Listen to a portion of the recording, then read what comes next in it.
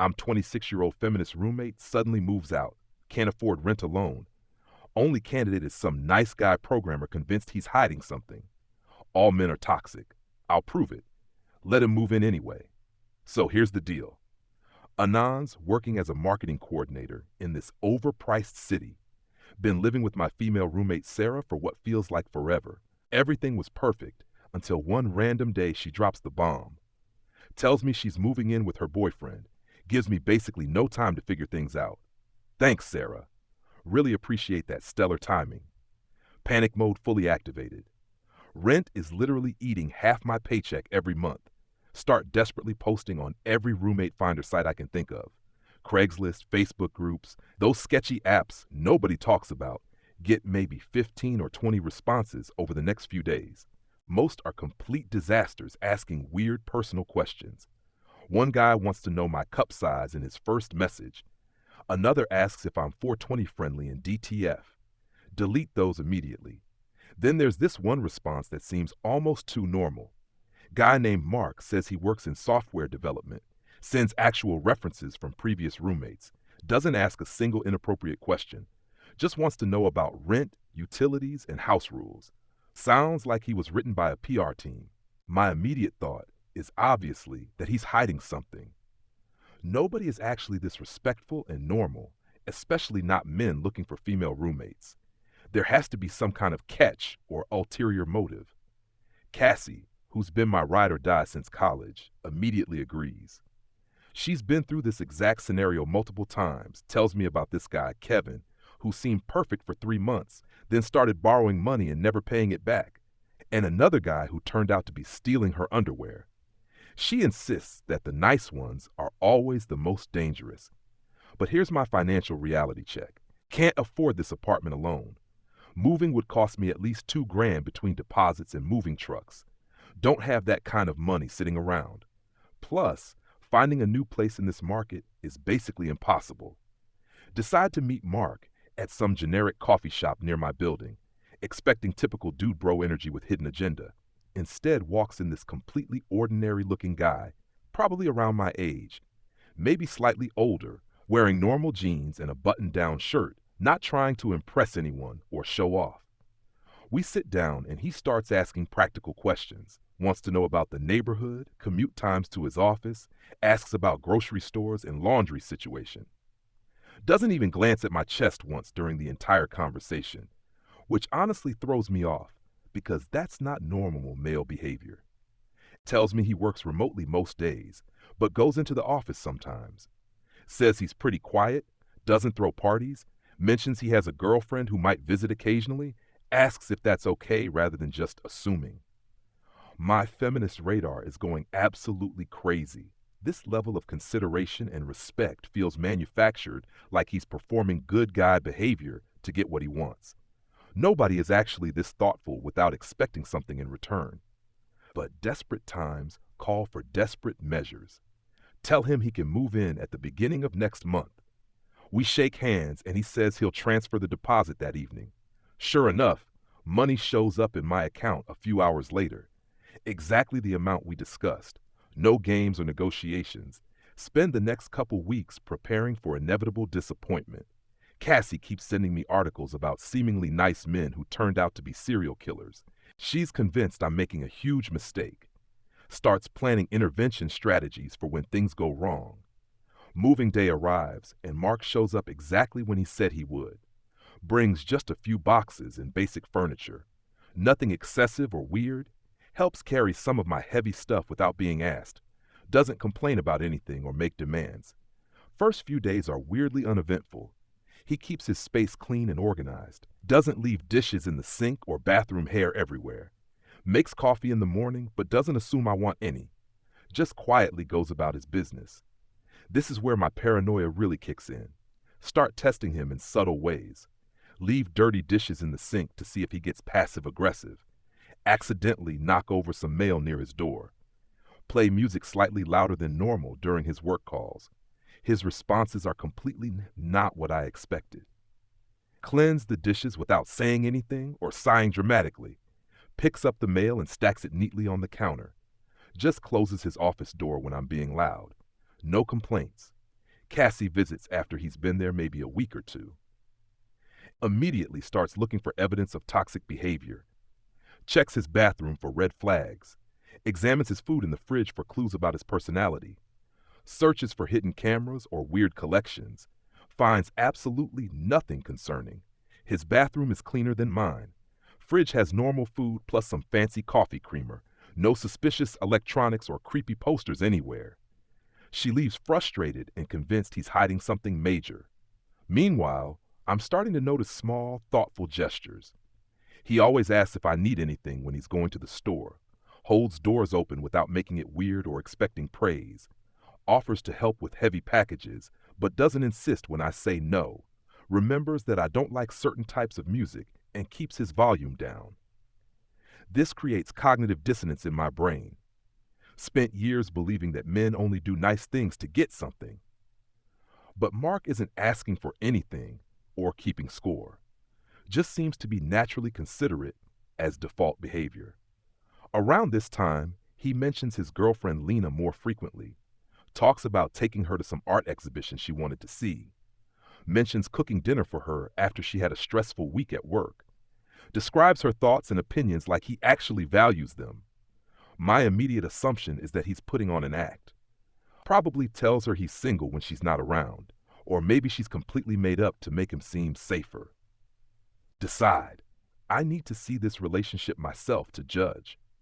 Opportunity comes when he asks if Lena can come over for dinner. Obviously, I say yes because I want to investigate. Spend the entire day preparing to catch him in lies or inconsistencies. Plan to observe their interaction for signs of toxicity or control. Lena shows up and she's genuinely lovely. Not in a fake way or trying too hard way. Just naturally warm and friendly person. Treats me like an actual human being instead of competition. Watching them together completely breaks my brain. They're affectionate without being gross about it. Mark asks her opinion on things and actually listens to her answers. She teases him about something and he laughs instead of getting defensive. They split cooking duties without negotiating or keeping score. This is not how I thought relationships worked. Everything I knew about men suggested they either ignore their partners or control them. But these two seem to genuinely enjoy each other's company. No drama, no passive-aggressive comments, no power struggles. Lena tells stories about Mark helping her move apartments, mentions how he drove 4 hours to pick her up when her car broke down, describes him meeting her parents and being nervous about making good impression, talks about him like he's actually her partner instead of her burden. After she leaves, I'm sitting in my room completely confused. Either Mark is the world's most elaborate manipulator, or maybe my entire worldview about men might be somewhat flawed. Neither option feels comfortable to consider. Tom, this guy I've known since college, comes over maybe a week later. Total contrast to everything I've been observing with Mark. Immediately starts complaining about his job, his ex, his roommate, makes jokes that aren't funny and expects me to laugh. Comments on my appearance in ways that make me uncomfortable. When Mark comes home from work, Tom gets weird and competitive, starts bragging about his salary in his car, makes subtle digs about programmers being antisocial nerds, clearly trying to establish dominance or something equally ridiculous. Mark's response is to be politely friendly and then excuse himself. Doesn't rise to the bait or engage in whatever contest Tom thinks they're having. Just treats him like a normal person and goes to make dinner. Tom keeps trying to get Mark to argue or prove himself, brings up politics, sports, work stuff, anything to create conflict. Mark either agrees when appropriate or changes the subject smoothly, refuses to get drawn into any kind of masculine posturing. After Tom leaves, he immediately starts texting me complaints about Mark. Says Mark is probably gay because he didn't engage with the competitive behavior, calls him fake nice and insists he's definitely hiding something. Suggests I should be worried about living with someone so weird. This interaction really highlights the difference. Tom represents what I always thought was normal male behavior. Aggressive, self-centered, always trying to win something. Mark represents something I didn't think existed. Calm, secure, doesn't need to prove anything to anyone. Cassie still insists this is all an elaborate setup. Sends me screenshots of true crime documentaries about charming psychopaths. keeps asking when I'm going to discover his real personality, refuses to consider that maybe he's actually just a decent person. But I'm starting to question my own assumptions. Lived with this guy for months now without a single major issue. No yelling, no manipulation, no weird demands or boundary violations, just consistent, respectful behavior day after day. Meanwhile, observing his relationship with Lena continues to challenge everything. They have disagreements sometimes, but handle them like adults. Never heard them screaming at each other or slamming doors. They talk through problems instead of creating drama. Lena gets offered a job opportunity in another city. This is where I expect everything to fall apart. Based on my experience, this is when men usually reveal their controlling side. Either forbid her from taking it or break up rather than compromise. Instead, they spend weeks discussing options rationally. Mark researches the cost of flights between cities. They talk about timeline for potentially moving together, consider pros and cons without anyone getting emotional or manipulative. Eventually decide to try long distance for a while. Mark seems genuinely supportive of her career advancement, helps her research the new city and job market, talks about visiting her and planning their future together. This completely demolishes my understanding of how relationships work. Always assume that men sabotage women's success out of insecurity or that couples break up rather than handle inconvenience. But here's evidence that mature adults can actually solve problems together. Lena moves away and Mark handles it with grace. No dramatic meltdowns or guilt trips, just misses her and plans visits. Continues being the same considerate roommate as always. Around this time, I meet David through work. Normally would have dismissed him immediately. He's polite, asks thoughtful questions, seems genuinely interested in my opinions. Everything my brain categorizes as too good to be true to be. But living with Mark has slowly shifted my perspective. Maybe some men actually are raised to be respectful and considerate. Maybe healthy behavior isn't always hiding toxic intentions. Maybe I've been self-sabotaging by assuming the worst. David asks me out and instead of making excuses, I agree. Spend the entire first date waiting for red flags. He pays attention when I talk, asks follow-up questions, doesn't interrupt or try to one-up my stories, walks me home without expecting anything. Second date. He remembers details from our previous conversation, brings up a book I mentioned wanting to read, suggests restaurants based on dietary restrictions I mentioned. Again, no pressure or expectations beyond enjoying my company. My friend's reactions are predictably skeptical. Cassie insists he's love-bombing me to lower my defenses, says the nice behavior will disappear once he has me. Predicts he'll reveal his true nature within a few weeks, but watching Mark's continued relationship with Lena provides counter-evidence. They've been together over a year now, and he's still considerate. Visits her regularly, supports her career, treats her well. No dramatic personality changes or revealed toxicity. Lena eventually moves back and they get engaged. Mark asks if she can stay at our place while apartment hunting, offers to pay extra rent for the inconvenience, continues being respectful about shared spaces and household responsibilities. Planning their wedding becomes this beautiful collaborative process. They make decisions together without fighting or manipulation. Both families seem to genuinely like each other. Everything feels healthy and supportive rather than stressful.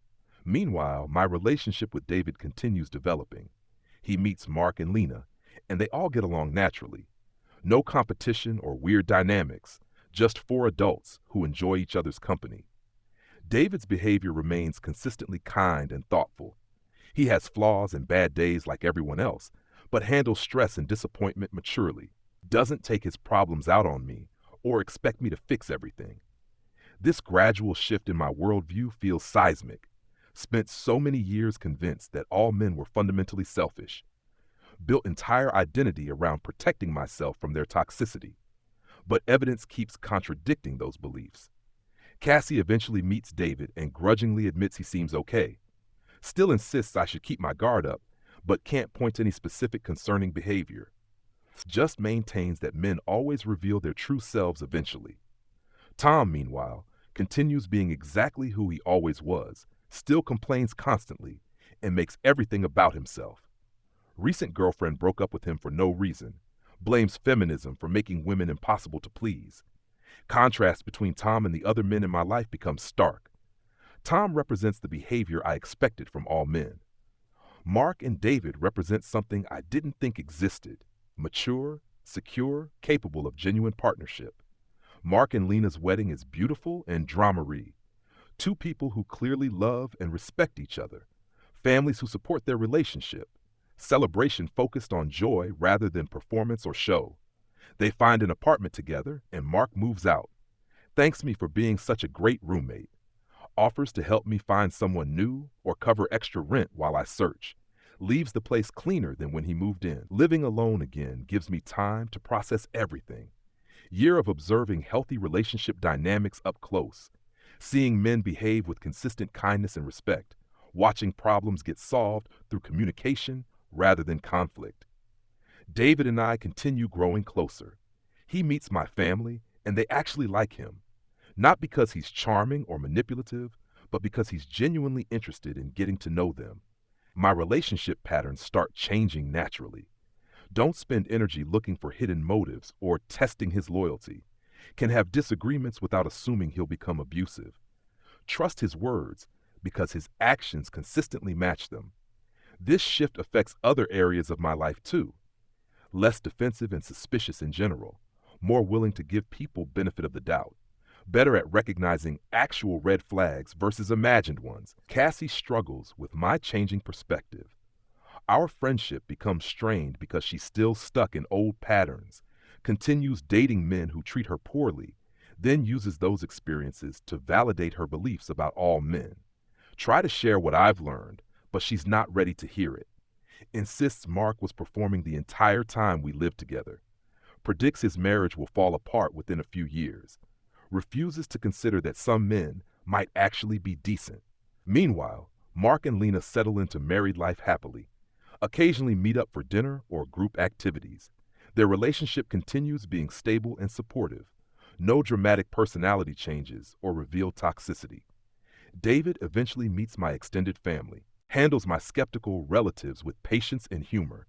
Doesn't get defensive when they ask probing questions. Wins them over through consistent, respectful behavior. We move in together after dating for over a year. Process feels natural rather than scary. Don't spend energy preparing for inevitable disappointment. Just excited to share daily life with someone I trust. Living with David confirms what I learned from observing Mark. Healthy men don't change personalities once they have you. They continue being considerate and respectful because that's who they actually are, not a performance. Looking back on this whole journey feels surreal. Started as confirmed man-hater convinced all males were toxic. Ended up in healthy relationship with genuinely good person. Transformation happened gradually through consistent evidence.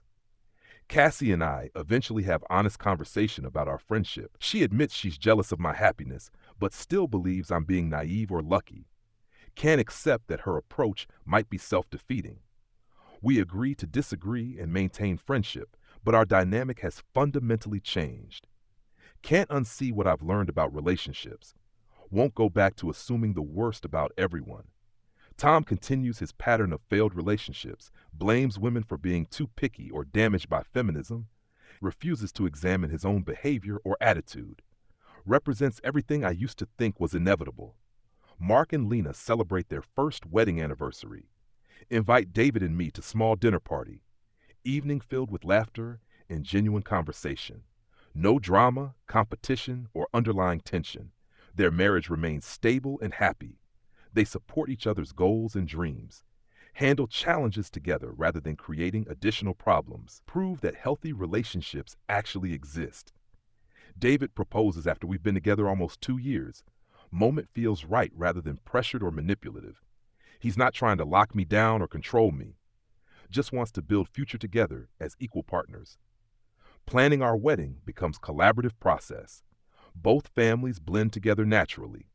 No major conflicts or power struggles. Focus stays on celebrating our commitment. Sometimes wonder what would have happened if I'd never lived with Mark. Might have continued sabotaging relationships out of fear. Probably would have driven David away with suspicion and testing.